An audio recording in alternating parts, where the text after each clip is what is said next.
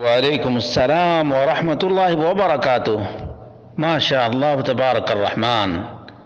اللہ رب العالمین نیک اور صالح بنائے۔ جہاں تک ارقم نام کی بات ہے تو ارقم بن ابی الارقم عبد مناف بن اسد المخزومی صحابی ہیں، صحابی من السابقین الاولین فی الدخول الی الاسلام،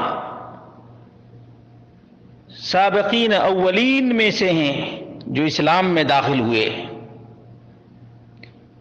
اتخذ النبی محمد صلی اللہ علیہ وسلم من دار الارقم مقرا للدعوہ بدایت الاسلام۔ نبی مکرم صلی اللہ علیہ وسلم نے دار ارقم کو اسلام کی دعوت کا سینٹر بنایا۔ وقد ہاجر الارقم الی یثرب، ارقم رضی اللہ عنہ مکہ کے مشرکین کی اذیتوں اور تکلیفوں کی وجہ سے مدینہ کی طرف ہجرت کر گئے۔ وشارک مع النبی صلی اللہ علیہ وسلم فی غزواتہ کلہا، اور اللہ کے رسول صلی اللہ علیہ وسلم کے ساتھ تمام تر جنگوں میں رہے۔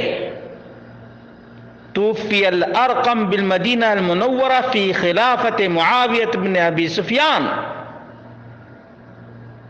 ارقم رضی اللہ عنہ معاویہ بن ابی سفیان رضی اللہ عنہما کی خلافت میں مدینہ منورہ میں وفات پائے، جبکہ ان کی عمر 80 سے زائد تھی۔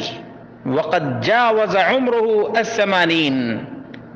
تو یہ نام بہت ہی پیارا ہے، عظیم ترین صحابی کا نام ہے، اور اس میں ایک بڑی چیز یہ ہے کہ اسلام کی نشر و اشاعت اور اسلامک گائیڈنس سینٹر کا قیام سب سے پہلے انہی کے گھر میں ہوا تھا۔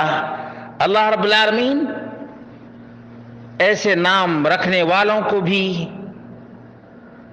وہ جذبہ عطا فرمائے اور اسی جذبے کے ساتھ اولاد کی تربیت کرنے کی توفیق عطا فرمائے، تاکہ کلمۃ اللہ کو بلند کیا جا سکے۔